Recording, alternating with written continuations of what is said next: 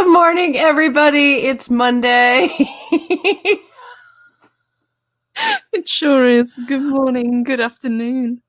And good afternoon to our Brits out there. Some of us can't even type. I'm just like, eh. Not today. Not today. Happen. Spelling is not going to happen today. So if I'm quiet in the chat, that's why. I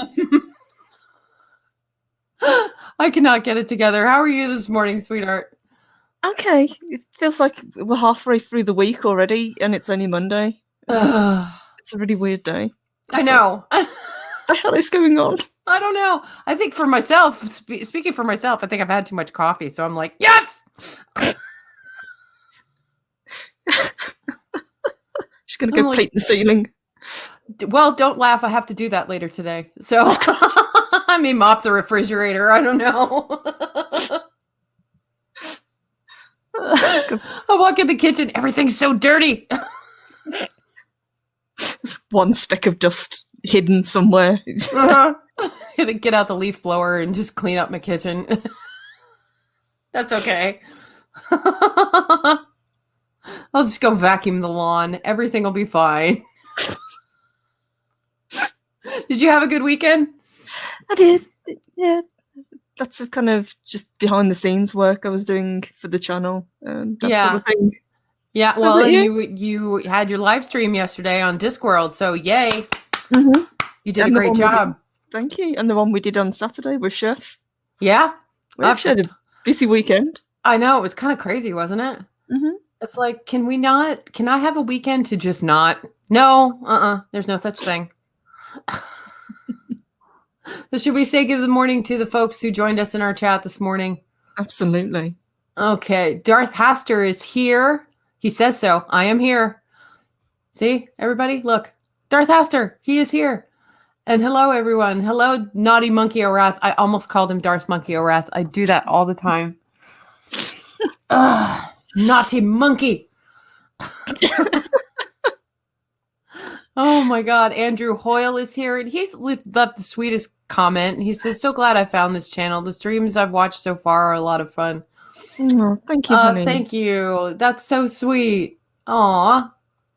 Hey, Purple Valkyrie's here. Who knew? Hey, guys, did you see? Purple Valkyrie's got a new avatar. Yeah. And she's got boobs. She's got boobs, and she's not afraid to show it. I don't understand what the whole discombobulation is with boob armor, but there it is. And it was a non-issue that she made into an issue. Clearly. It's just like, it's armor for the boobs. I mean, if you guys saw our armor for the Valkyries, I mean, you would definitely approve. You got to have boob armor. Uh-huh. Even the Vikings had boob armor. I don't want to hear about it. Colin P. Smith, good afternoon, my dear. How are you? Mark the Infinitely Tired. Oh, no. Somebody gave Eris a flamethrower. Oh, dear. And Mark and Mary had a fantastic show yesterday. They did the prize draw for the charity. That's right. They did. How did it go? Really well. Yeah, awesome. Congratulations to all the winners. Castle and I think Chef won the tapestry, if I remember correctly. Oh, that's awesome. So well done, everyone. Oh, that's so cool. I'm scrolling down to see who else we've got hanging out with us because I know there's more people here. Yes. Lord Thoth is here with us. Mm-hmm. Good morning, love. Divided by Sight. Hello, sweetheart. Hey, Lauren. How are you? Harder Racing Palpatine, winner of the Boonta Eve Classic. I love that name. I know. I need to watch that again. I haven't watched it in a while. Corey, good afternoon, my love. Hello, Carrie. Derek McManus. Hello, darling. Hello. Oh, no, God. Just jumped. I know, it just leapt, didn't it? Lady Mist is here. Good morning, Lady Mist. Mark said purple boobs.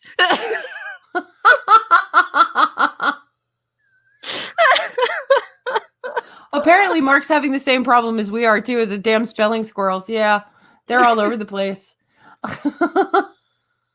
Let's see. Dave G. Sound is hanging out. Dee Dee Myers is here. And the chat just jumped on me again. Chris Persia. It's Persia and Biggie Jessie. Hello, sweetheart. Good morning. Hey, Jessie. Captain Spire. Hey, guys. And Yitzy, our awesome artist. Oh, my God. Yeah, the handsome fellow responsible for the boobs. Derek McManus, purple boobs. Oh, my. It's a thing. It is. It's a thing. Now you just need to get the hours to get the super chats. That's right. So like, share, subscribe, and rewatch, especially because we've got everything into Purple put everything into playlists, you guys. Mm-hmm. So yeah. I'll be doing watch away. More, so it's easier for people to find everything. Mm-hmm.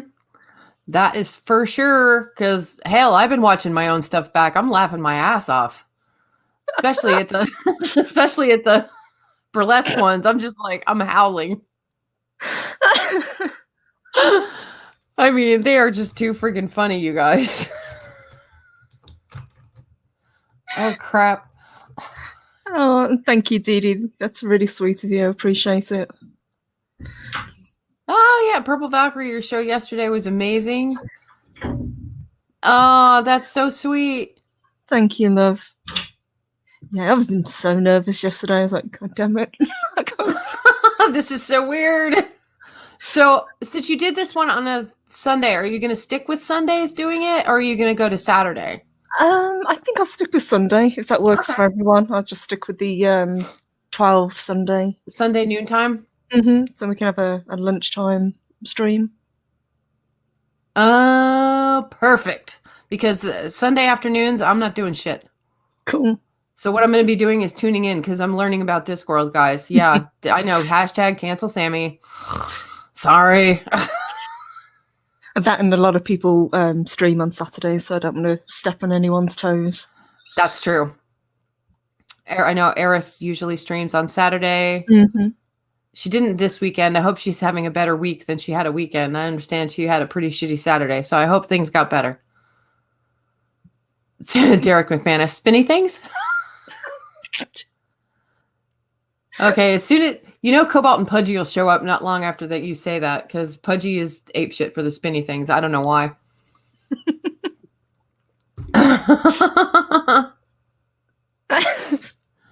Wait, Sammy is willing to read Discworld but not watch Lord of the Rings. Yes, Chris. Because I'm curious.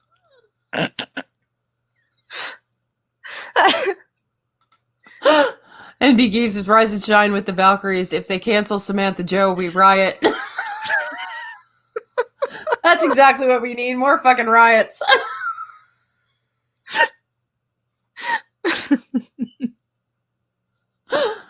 Oh my God. And Mark says your show got Mark to order the first book. So awesome. Awesome. Hope you enjoy it. I hope so too, because I'm dying to read it. Of course, I have a stack of books that I have to read right now. Most of them though are graphic novels. So yes, went a bit crazy with the graphic novels. Yeah, I went a little apeshit. Went into the comic book shop and was like, I need this, I need this, I need this. And the person I was with, like, no, you need to read this. Forget all of that shit. Just read this. Well, I'm gonna buy this too. Okay. I'm like, damn, I just spent another, $100 on figs. Anyway. Ta-la-la. Can never have enough stuff. Oh, God. My office is so full right now. I have so much crap in this. You have no idea. It's just horrible. I love that comment. We should don our boob armor and take to the streets. Damn right. Boob armor. Even you guys, get your boob armor on. Let's do this. We're going to make this a thing. That's going to be our first post on our Instagram is boob armor. Everybody's going, yes, make that happen. That would be amazing. Yes, thank you. Interesting. We're listening. Anyway, shall we? At any rate, yes, we should probably get into the reason we're here. Oh, here we go. We should probably get around to Vikings at some point. Yeah, we should. I guess we should talk about Vikings. I mean, that is the reason. Oh, wait. Wait. Lord Thaw says, can I have boob armor with bat abs? Sure. Absolutely. I don't see why not. As long as your boob armor has nipples. Was that a bad word? If we were monetized, we'd be instantly demonetized. No, I'm up to 3, Mark. So anyways, yes, we're going to get started with Vikings, guys. So this is season 3, episode 6. It's called Born Again. Mm-hmm. Oh my God. So much happened in this episode. Yes, this is another of those episodes like the one we were talking about last week, where I thought it actually came later in the series. Yeah. And I'm like, wait, already? When the thing happened that happens in this, I was like, oh, that happened. That was the thing. Yeah. Yeah. So our opening shot is Athelstan building a small little sand castle of Paris, which I thought was adorable. That was so cute. You've got Ragnar lying on his stomach next to it. It's like, didn't he look like he was about 4 years old? It's playing in the sand. Just get them a their little spade. God, it was adorable. I'm like, well, that's as good a way as any to represent Paris. And he's just all like, yeah. Tell me more. Yeah.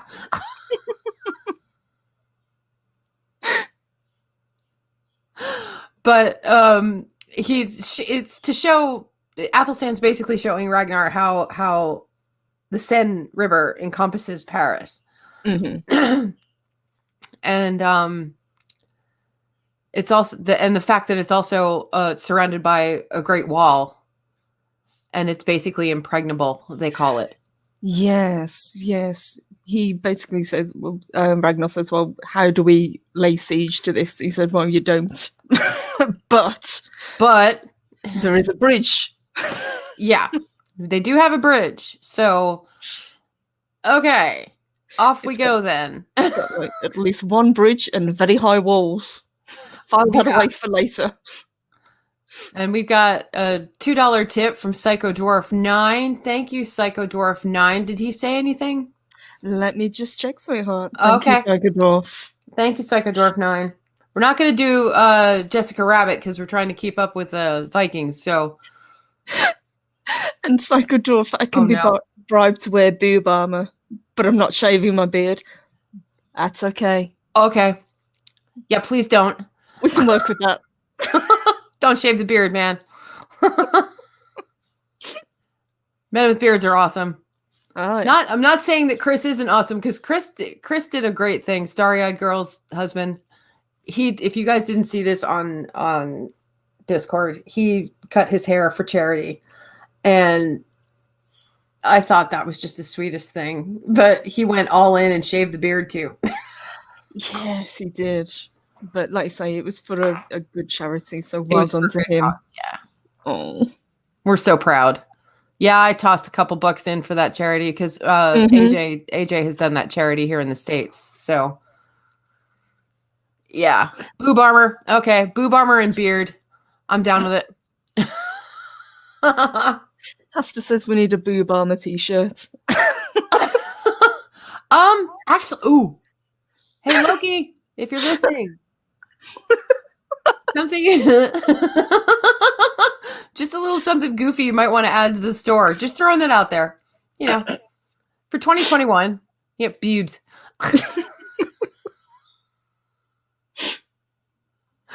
If I remember correctly, the whole time that Ragnar and Athelstan are playing in the sand, they're being watched.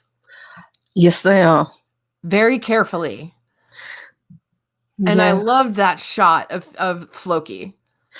Yeah, Floki was in an absolute snit in this episode. He has been pretty much pushed to his limit, and he's got a face like thunder throughout the entire episode. Oh, God. He's just like locked in, like, oh, I hate you so much, Athelstan. But I loved the shot because it looked like they kind of did it in reverse, but they didn't. Mm-hmm. They just close up on Gustav Skarsgård, and then he sort of backs off camera. Yes, he just kind of slinks away after that. Yeah. And hats off to Gustav in this episode because he really nails it. He really kind of knocks it out of the park. Oh, big time. This is, I mean, aside from everybody going to Paris and everything, getting ready to go to Paris and stuff like that, Floki is kind of the main focus of this episode. Mm-hmm. So, I mean, we do have side stories, and we'll get to that in a second. But yeah, Floki just standing there like and snarling and carrying on. I'm just like, oh my god. Oh, this is the hate searing off of him. Chainmail bikini t-shirt. Oh my god, that would be awesome. Oh my god. So awesome. So, Loki, if you're out there, hon. Boss. That would be great. If you could get on that, whatever. That's cool. I know you're busy. Oh my god. Anyway, after that shot, we cut to poor Porin. Oh my god. Who's in the midst of giving birth. Yes. And she is not happy about it. Well, first of all, I thought, when I first saw this episode, I'm like, okay, she's just screaming because she's giving birth, but she's also screaming because she doesn't want to have the baby. Mm-hmm. And it's like, well, it's kind of too late for that. Yeah, that ship sailed. I mean, I'm just really glad that obviously with everything that she went through, she didn't lose the baby because that was the fear. Yeah, that was Bjorn's big fear. Mm-hmm. But I remember her saying, screaming practically that the baby would be weak and deformed. And the look from Aslaug was like, I'm sorry, what's wrong with that? Yes, I think she even said, well, you just love it anyway. Mm-hmm. Yeah, it's like, oh dear. It's like, okay, this is not going to go well. So I remember Bjorn coming in and Helga being like, no, you can't be here. He's like, I want to be here. And I'm like, oh, okay. Didn't know they allowed that, but whatever. The girls look happy to have him. Can't complain. But she gives birth to a beautiful baby girl who's perfectly healthy. She is. Yeah. And perfectly normal. And Bjorn, the look on Bjorn's face is just one of pure joy. He's so happy to have this little girl, which he names Siggy. Yes, I thought that was so sweet. Part of me, when I first saw the episode, I thought, is he going to name the daughter after his sister that died? But no, he chooses the name Siggy in honor of Siggy, who saved his brothers. Yeah, which I thought was perfectly sweet. And then Aslaug just be sitting there like, gulp. Just to kind of rub it in a little bit more. Yeah. Yeah, it's like, oh, that's back again? Oh, okay, crap. Yeah, that doesn't actually go anywhere, does it? Because it pops up again later on in the episode between her and Ragnar. Oh, God. It's like, okay, shit. That's not going anywhere anytime soon. So that's a quick little cut. I got to be honest with you. That was a weird break in the episode. It was. I think it just kind of felt like they had to kind of move things along with Bjorn and Porin, and obviously with the child. So it's just like, okay, the baby's born, she's perfectly healthy. Yeah. But Porin is still having issues from her injuries, and her self-confidence and self-esteem are just destroyed. Oh, if they had toilets, which I know they didn't back then in the 800s. No. She's just in a bad way ever since her face got slashed in that battle at Wessex. That was just, poor thing. I really felt for her. It was just like, oh man, I'm sorry. Speaking of Wessex, we get a farmer that shows up and returns from Wessex. Mm-hmm.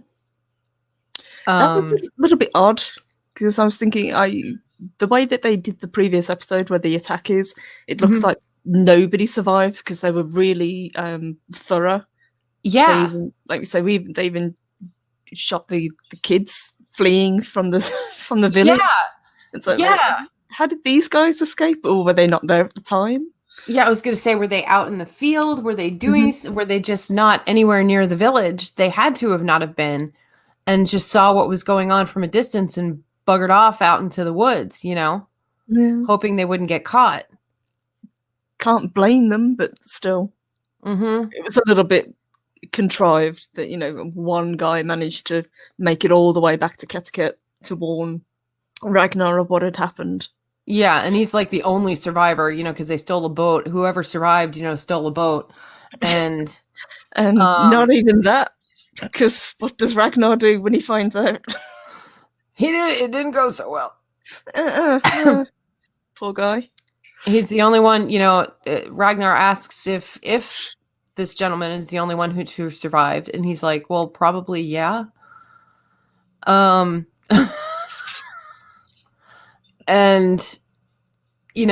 Ragnar covers him with hugs and kisses and accolades, and how brave you are, and Valhalla will welcome you for fight, blah blah blah, and then kills him. Yes. Yeah. Now I'm trying to figure out, is it because he doesn't want everyone knowing that the people he put his trust in betrayed him? Yeah. Or has he got a bigger plan? Because usually Ragnar's got something up his sleeve, but it's not like him to just, kill someone that's just brought him news.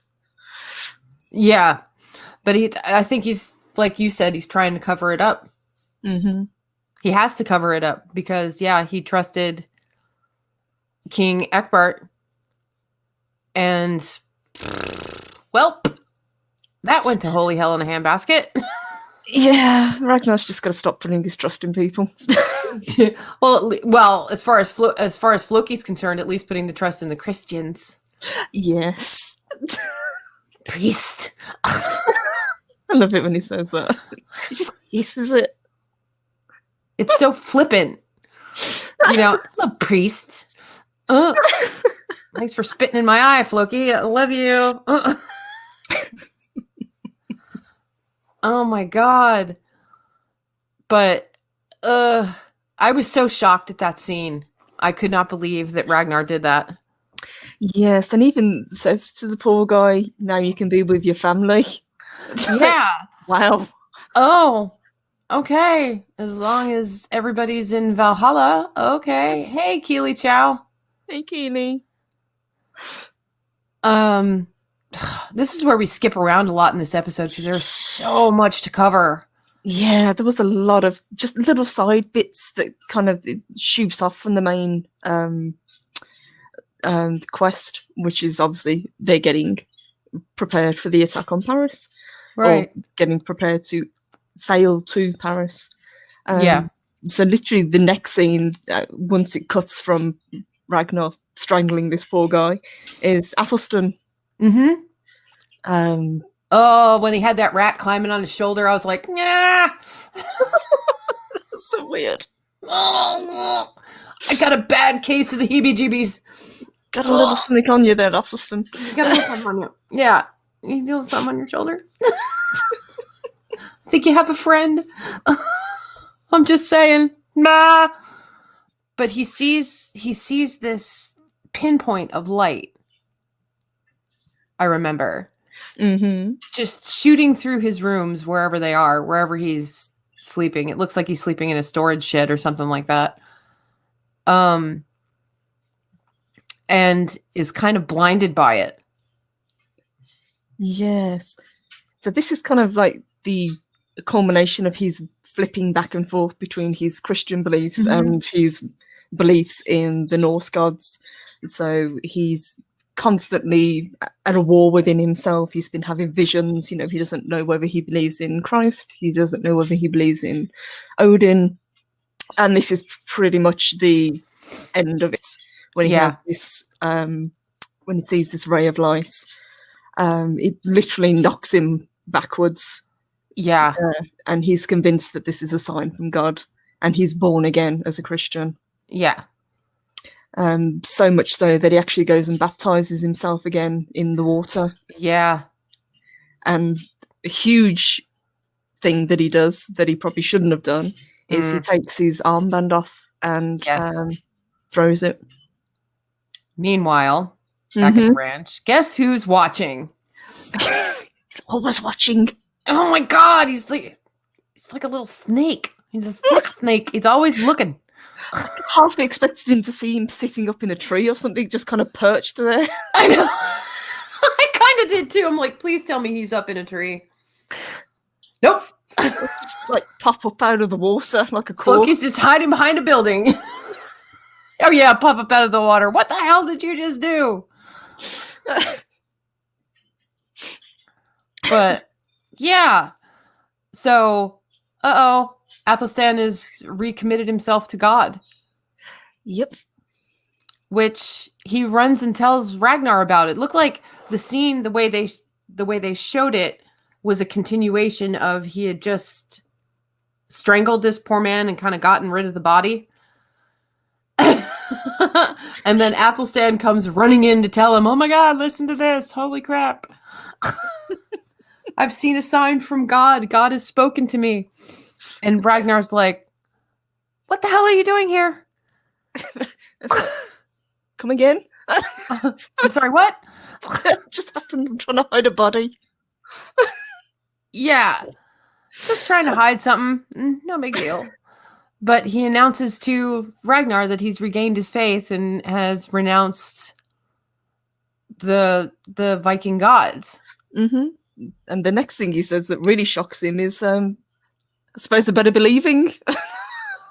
Yeah, Athelstan's like, I better bug out because I know my life is in danger at this point. And Ragnar's just like, no.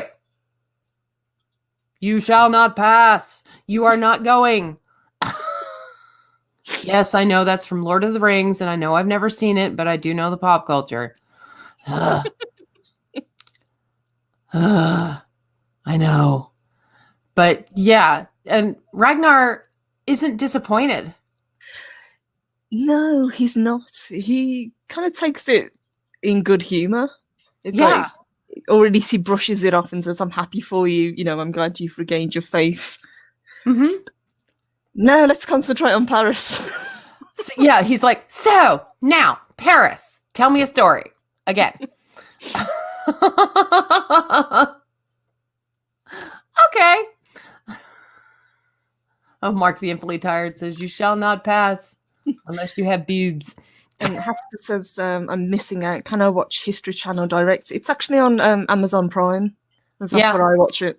Yep, I watch it on Amazon Prime as well. Of course, you know, I'm not beneath sailing the high seas. Yar, I do pay for cable so I can get the History Channel. Yeah, I know, guys. I'm so antiquated, but I got to tell you, it's not cable direct. It's through, you know, an app. Fair enough. I kind of cheat a little bit. I cut the cord for cable a long time ago. You know, right up there with the telephone cord. Yes, same. Landline? Please, amateurs. So we'll go back to Wessex. Mm-hmm. And this part just absolutely terrified me to death because Judith has just given birth to a son. Yes. And no sooner does she give birth and the kind of the guards come in and announce that, you know, no, you're out of here. They're going to take her, try her as an adulteress and have her ears and nose cut off. Mm-hmm. And to be fair, the actress, she played this scene really well. You know, she sold it. She sold it. It's like, my God, you go, girl. She sold the hell out of it because she's screaming and I'm sitting there just cringing. I'm still cringing. Mm-hmm. Because they're doing this to get her to confess. Yes, it was a really effective scene. It's not nearly as gory as some of the scenes that we've seen. We've seen previous worse episodes. Yeah, but there was something about this particular one that just really kind of was very, very effective. Yeah, and I think it was effective. All right, all down to the actress. She was brilliant. And I noticed she's a recast. It's not the same actress that came into season 2. Yes, that's what I thought. See, in this, it's Jenny Jacques. Yeah. Judith. Yeah, and we had a different actress. No, I think it was season 1, actually. Not season 2. Season 2, she picked up the role of Judith. So I was just like, oh, new actress. Oh, okay.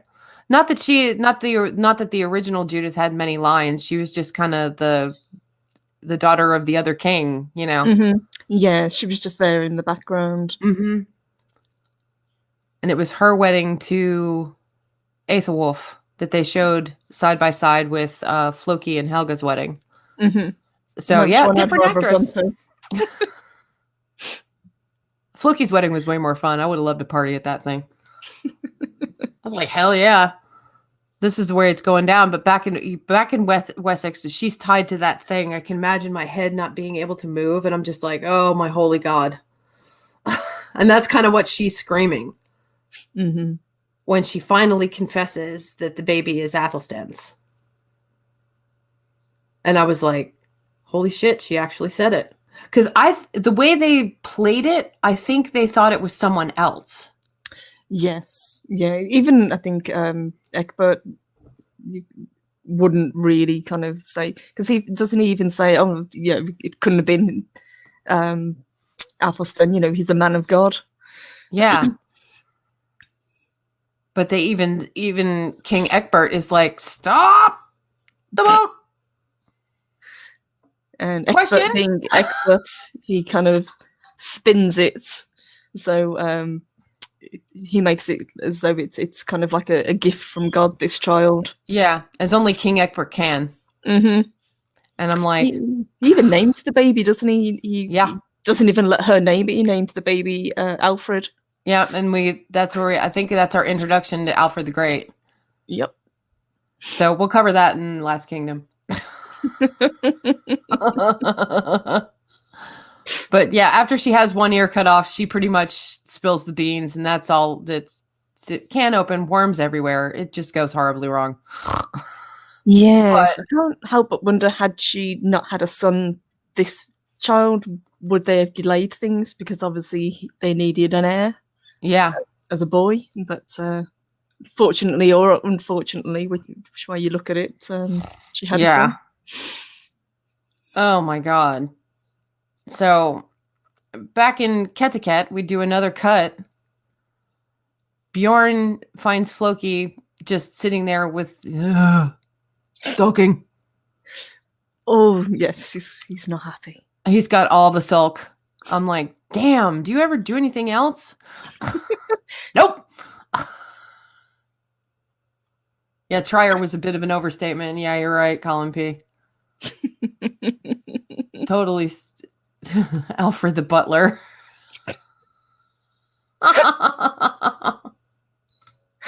Good morning, Crimson Mist. Hey guys. Oh my God.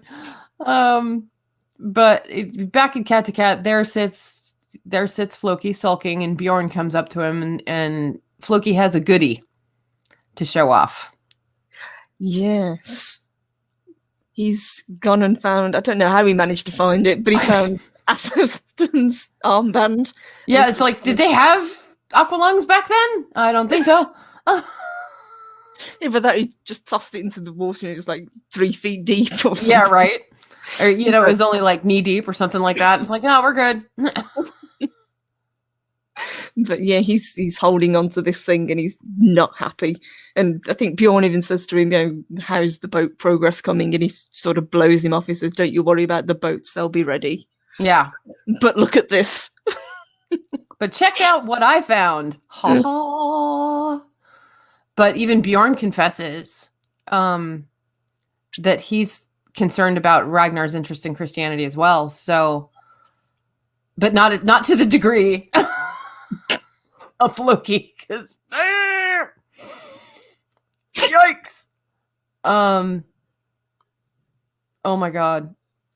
Yeah, I think this puts Floki in such a bad mood that he even says to him, as soon as these boats are done, he's going back to his wife and his family, and he's going to put some distance between him and Ketticut because he just can't cope with what's going on. He doesn't like where this is heading.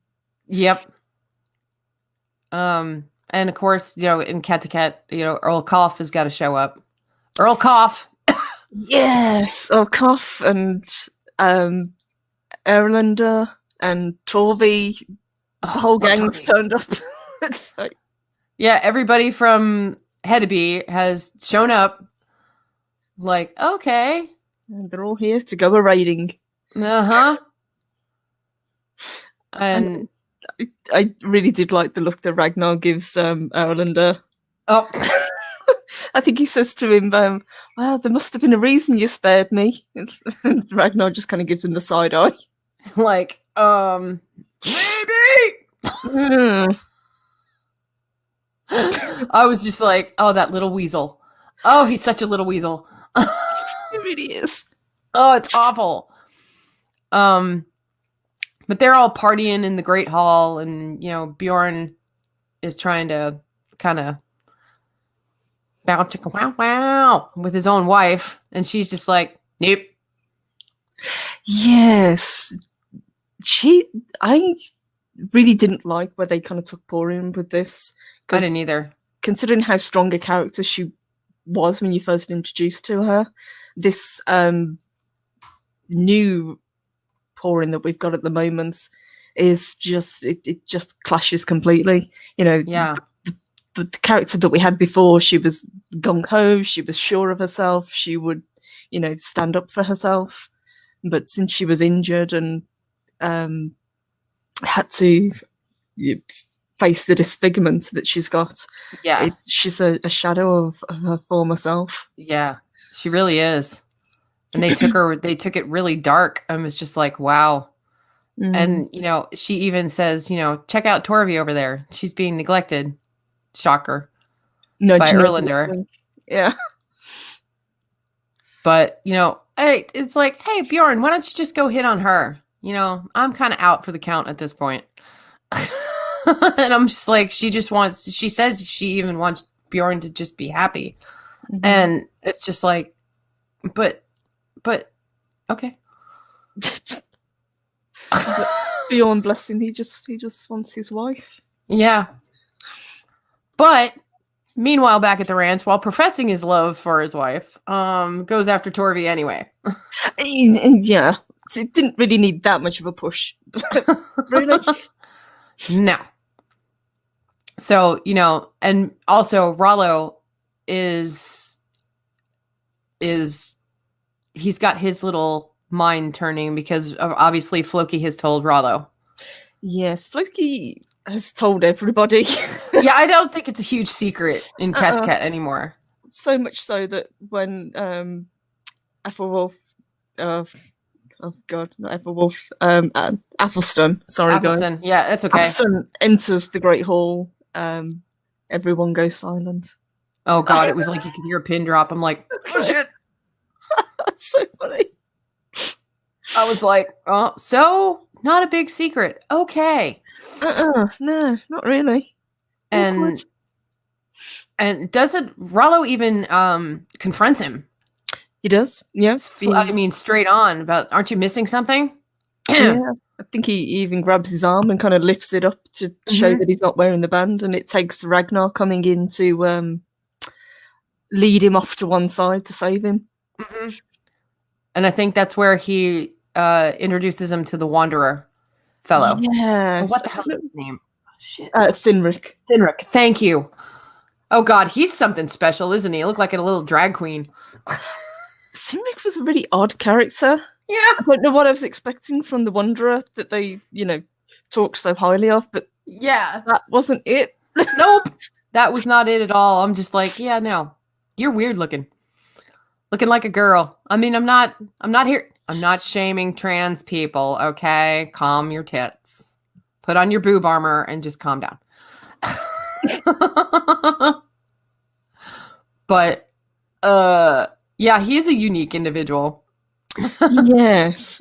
Cool, but not at all what you expected. I was expecting, something more like the Harbour when we had him. That kind of character. Yeah, that's what I was expecting. A grizzled, older, sort of well-traveled.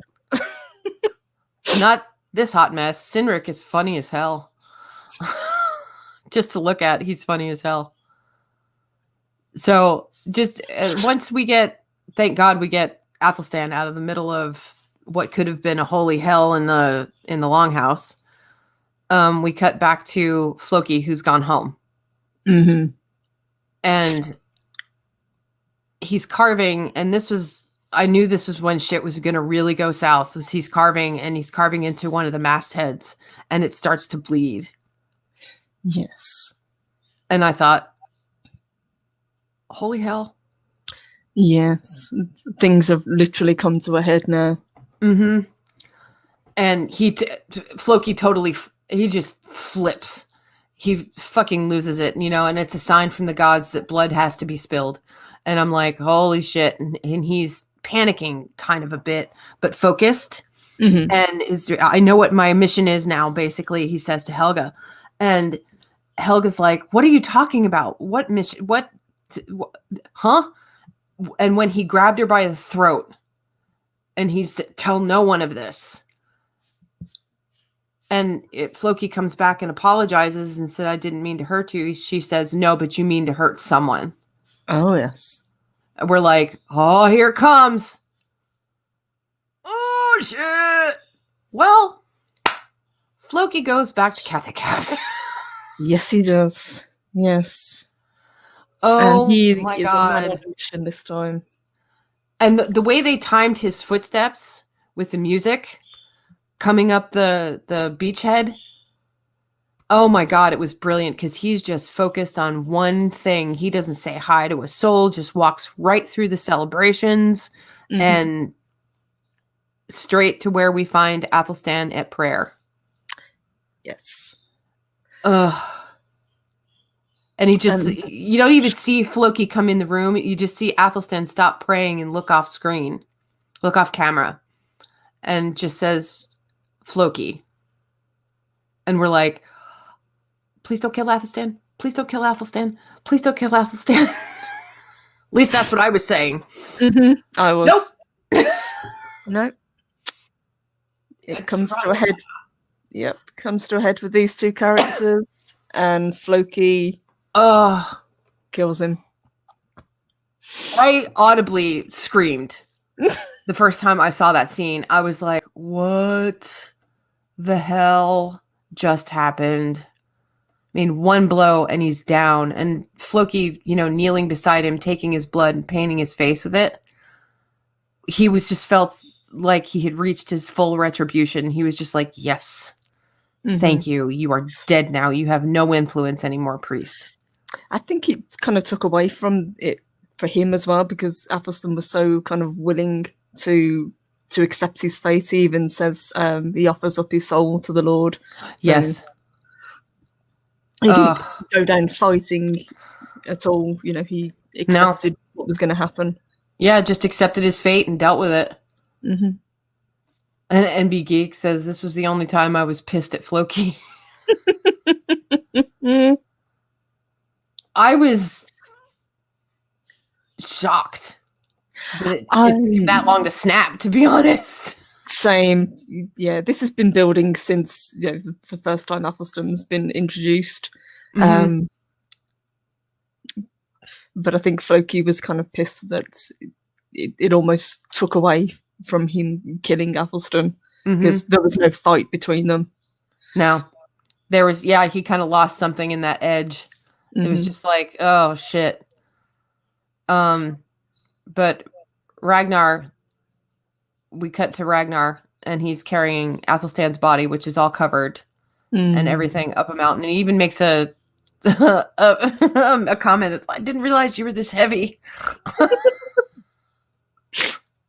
And buries him in this beautiful spot. I mean, Jesus. Yes, it's the spot that they were standing, wasn't it, by the waterfall a few episodes ago when they were talking, when Athelstan teaches him the Lord's Prayer. Yeah. If I remember correctly. Yes. And, of course, buries him with a cross. And he sits there and talks to him for a while. But, I think it was, that whole scene was just, it was so hard for me to wrap my brains around because I couldn't believe Loki had just done what he did. And Ragnar does nothing about it. No, he doesn't. And the scene itself is really sweet because as he's talking and as he's saying his bye and stuff, then he says, we're never going to meet again. I don't think I'd be welcome where you. I don't think I'd be welcome in your heaven. Yeah. So that was really sweet, and he clearly is mourning the loss of someone he loved as a friend. Somebody he loved a lot. I mean, more like a brother almost, more than Rollo. To be honest, there were times when it was just like, Athelstan means the world to this guy, But what got me was Ragnar shaving his head.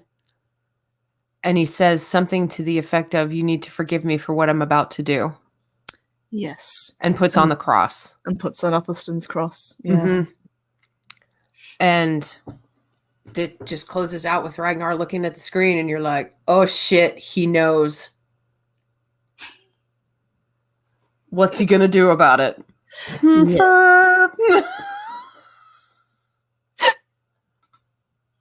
And Rise and Shine with the Valkyries. Athelstan and Ragnar had a great friendship. They did. They really did. They really did. Colin, yeah. We're getting to episode 7. Luckily, episode 7 didn't have as much going on side stories as episode 6. Episode 7 is pretty linear. It's Paris is the next episode that we've got coming up here. There's not really much to talk about. I'm sitting here looking and like there are 10 minutes left in the show, and all we've talked about is Born Again. But Born Again, like you said, hun, had so much going on. It really did, and I think it's really the pivotal episode in season 3.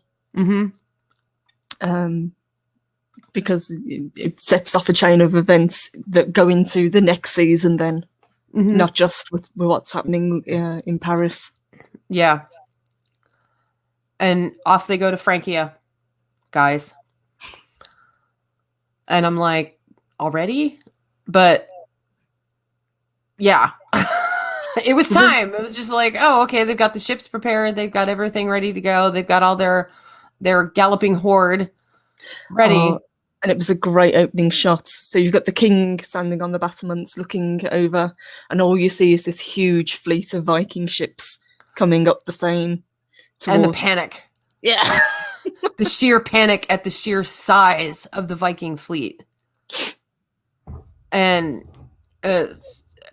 new character. We do end up with new characters because we have the Emperor of Francia. I don't think he's called the king. Is he king? Is it King Charles, technically? Technically, no, he's emperor. Okay, because I was going to say they called them emperors back then. Yeah, he's emperor. He's not king. Yeah. But, potato, same thing. Yeah, potato. And then we got his daughter, Gisela, hiding in the background.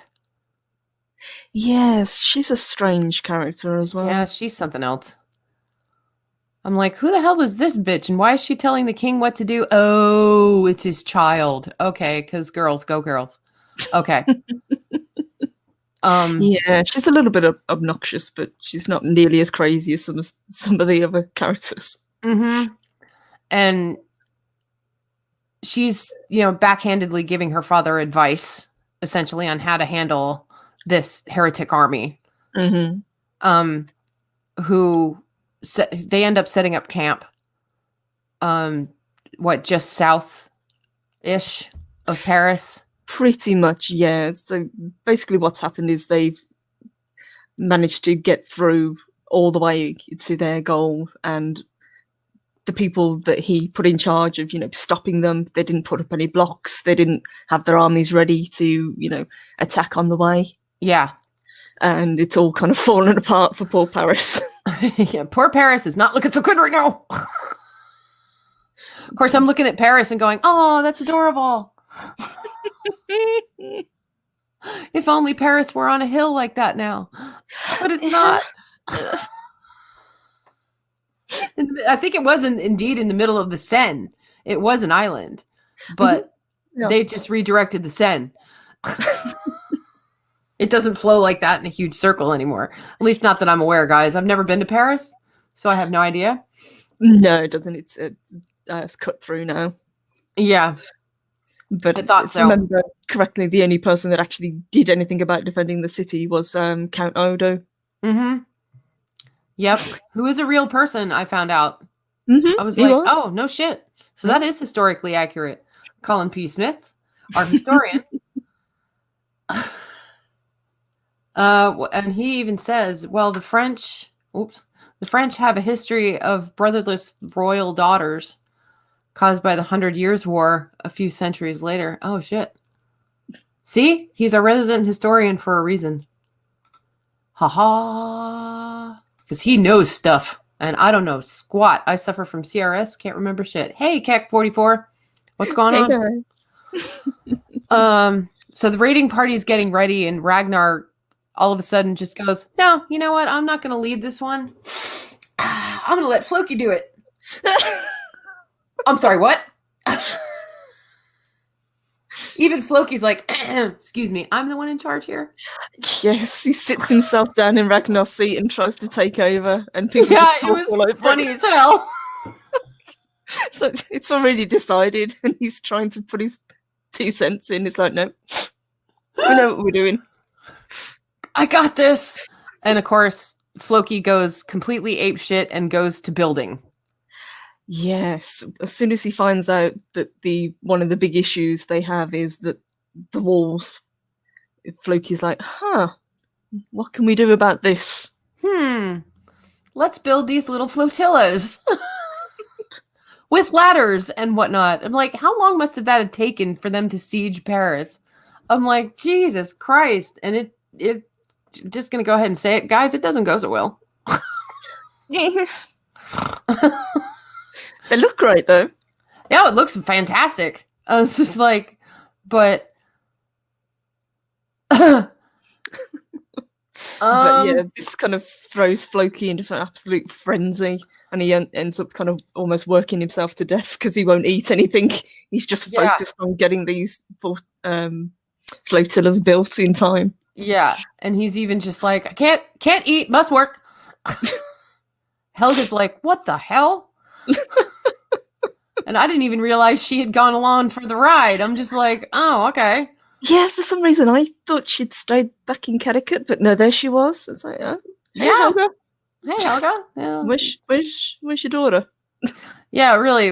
Where's the cutie pie? Okay. Don't tell me you left her with Oslog, because you know how well she is at taking care of kids.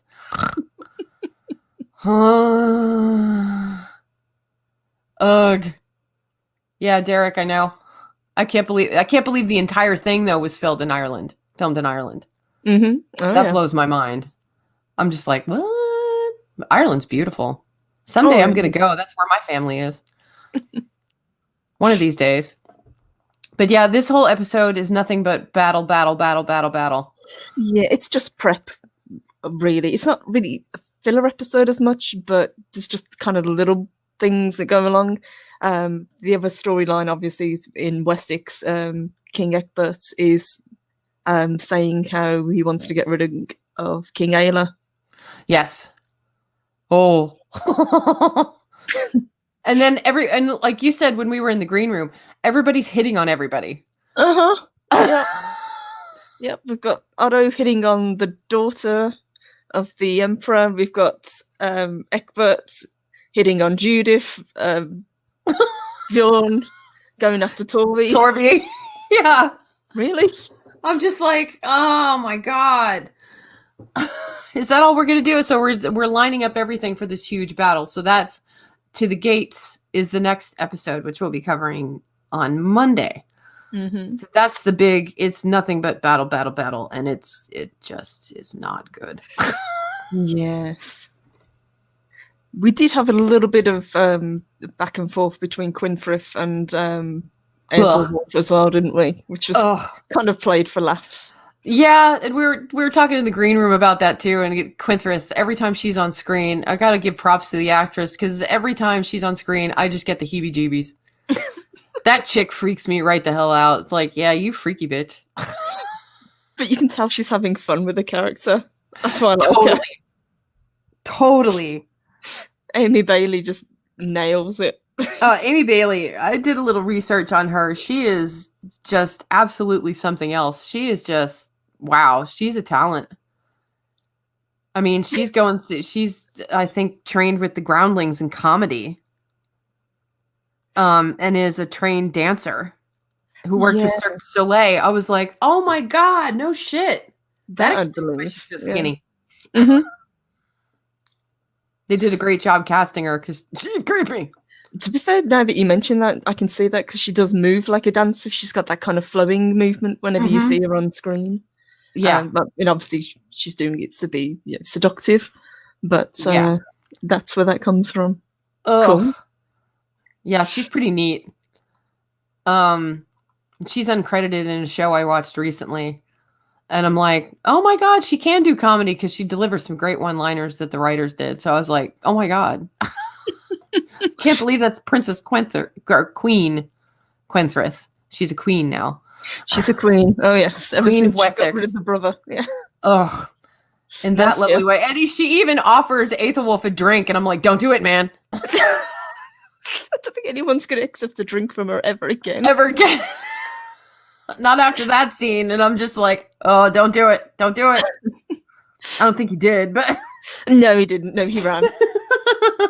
I would have bugged right the hell out of there. No, she always kind of climbs into his lap and she's trying to entice him. And I think the line he says is "Deliver us from evil," and then he just runs. Yeah, he just bolts out of there like, yep. I'm okay. Is there anything else we missed in this episode? I don't think so. I just really liked the way that they kind of bookended this episode. So you had that epic scene right at the beginning with the flotilla of Viking ships coming towards Paris. And then right at the end, you've got the entire cast standing, chanting, with fully armed up, torches, just looking out over Paris, getting ready to attack in the morning. Yep, and of course there stands Rollo without a shirt on. Yeah, Rollo doesn't need the armor. I'm like, gratuitous Viking chest. Thank you. Have a nice day. But next week's is what's going to be really good because next week's is To the Gates, and that's going to be the whole 45 minutes of the show there. Yeah. Well, even we were saying that the titles of the episodes, these two, didn't really make sense. You think they would have kind of flipped them? So this episode should have been To the Gates, and the next episode should have been Paris. I think so too. It's just kind of odd because even when I was looking on, I was like, have I skipped an episode? Have I missed something? I thought the same thing. I really did. I thought the exact same thing. I was like, did we skip one? I'm even looking at our tags, making sure, our thumbnail's correct. No, we didn't miss one. Okay. Shit, they named these wrong. Yeah, it just kind of threw me a little bit. That was all. I was like, all right. I'm just like, what the hell? All right. Anyway, so next week, guys, since it's now 11 o'clock and we did most of our show on Born Again, which was basically the whole end cap episode for us to go to Paris in the first place. And then, we go, but shit's going to get real next week. It's really going to get real. I can't wait. Much. Yeah, this the Paris episode is just kind of catching up from the previous episode and just kind of building up into the next. It's not really filler because it does kind of tie up some loose ends, but compared to what it's in between, it doesn't really factor that much. No. So guys, it is 11 o'clock. I want to thank everybody for showing up. I want to thank my beautiful co-host and her new avatar. If you guys didn't notice, Beebs. And there, but for the graces of the gods, we'll be back on Wednesday. I think we're going to talk about some news. I just got Go ahead, sweetie. No, that's right. We're going to have a bit of a kind of pop culture recap, aren't we? And just kind of give our take on some of the big stories that have happened in the last few days. Yeah. Because I was going to say, I just got my copy of Entertainment Weekly, and on the cover is WandaVision. So we may talk a little bit about that. I got to give the article a good once or twice over in between paint jobs in my kitchen. I'll probably read it before I go to bed tonight and then forget and then read it again tomorrow. Because reasons. Oh, thank you, Colin. Great stream as ever. And remember, boob lives matter. Yes, they do. They do indeed. Thank you, guys. Appreciate it. And thank you for joining us.